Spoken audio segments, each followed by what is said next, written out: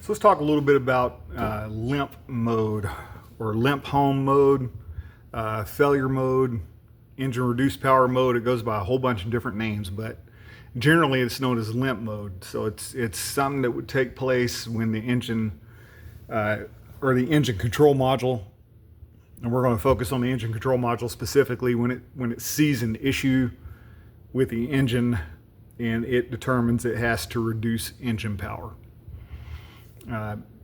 Why do they call it limp mode? It's called that because the engine control module is pre-programmed to, depending on the failure, not every failure, but depending on the failure, reduce engine power, but still allow whoever's driving that vehicle to have some ability to accelerate to a certain extent and get the vehicle safely off the road. That's why it's typically called limp home mode or limp mode. So a number one cause of what could cause an engine to go into reduced power or go into limp mode could be something surrounding the throttle body itself, either the command circuits for the throttle body. That would be the two circuits that open and close the throttle blade itself to operate the stepper motor in the throttle body. Or it could be one of these throttle position sensor circuits that you see up here on the screen right now. I'm going to start this engine. We're going to see how it's running. Right now we don't have any faults. And then we're going to put a fault in it and see if we can get it to go into reduced power. So I'm going to start it up and we'll take a look at our throttle position sensors and our tach motor commands, and let's see where we're at.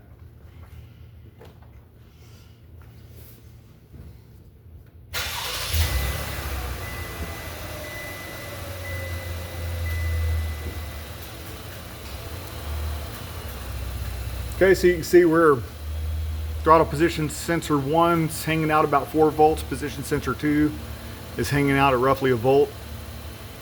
The tach motor's enabled. We got a tach motor command of 13%. We started at about 21, but engine idle came down after startup. We level off about 13 to 15%. It's going to vary a little bit depending on, maybe the AC compressor's on. Something's putting a little bit of additional load on the engine. We may need a little bit more throttle command. And right now we are not commanding a forced engine shutdown. Could that happen? Could we force the engine to shut down if something failed to the point that we had no control over this throttle?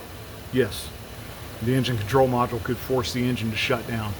At that point we have no limp home mode, right? It's gonna be dead in the water right where it's at. I'm going to set a fault here, and what I'm going to try to do is fault one of the command circuits for the throttle body, so it either will not open or will not close. And let's see how long it takes it to go into reduced engine power.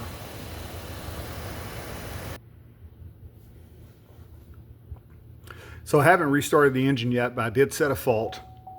So we're going to see if we can get this thing to go into reduced power now. I'm going to start it here in just a second.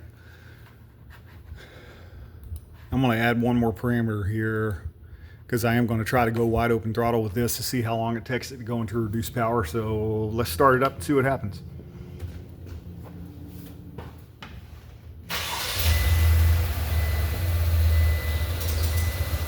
Okay, it's running rough. And it immediately said that the tach motor was disabled.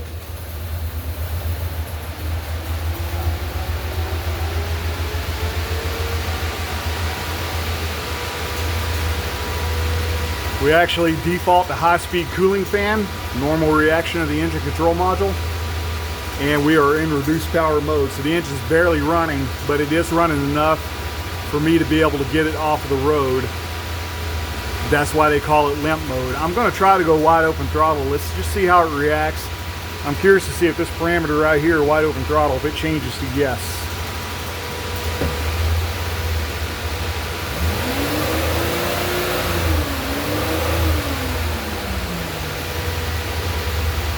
You can see that because we're disabled, this did not change to yes. I actually did have some throttle response, but not anything like I should have. So it is truly in limp mode. I'm going to go ahead and turn it off because this engine's making a lot of noise. I had to wait for the cooling fan to shut off. So what's happening when we put this into limp mode? Well, it could vary depending on what the failure is, but since we had a throttle actuator related failure, what I did is the throttle blade open command circuit, I just pulled it out of the engine control module connector, so we couldn't open the throttle blade. And the ECM sees it almost immediately on startup, and it takes it about 10 seconds to put it into limp mode. Even though I did still have some throttle response, I don't know if everybody could hear or if you were able to hear, but it definitely did not go wide open throttle, and it didn't register wide open throttle on the scan tool here either. What are we doing when we go into limp mode? Well, all car manufacturers on planet Earth have some sort of a limp mode that's programmed into their engine control modules. That's, laws and things like that vary from country to country, region to region, but vehicles have to have this feature. Depending on engine controls and OEMs, they're going to do that a little bit differently. I can tell you on this car, and this is a fairly new Cadillac with a V6 in it, it starts limiting the fuel. It also retards the timing, so I have full control over all four camshafts in this engine through the solenoids and the phasers on the camshaft, so it retards the timing to 0. And if it needs to, it can retard the timing anymore, but it just defaults it to 0, so I have no timing advance. It will not let the throttle blade open completely, and it can reduce fuel. So it's doing a number of things to reduce engine power, but it still gives me the ability to safely get it off the road in this instance. That would be the reason they do call it limp mode. So just a little bit about limp mode, limp home mode, whatever you want to call it. It probably goes by different names depending on manufacturers. In the very, very early days, they called this FMEM, or at least they did on the Ford side of things, and it's failure mode effects management. Generally, we call it limp mode, but it's just a little bit of a dive into limp mode and what it means, what it does, and why it does it. So, hope this helps out.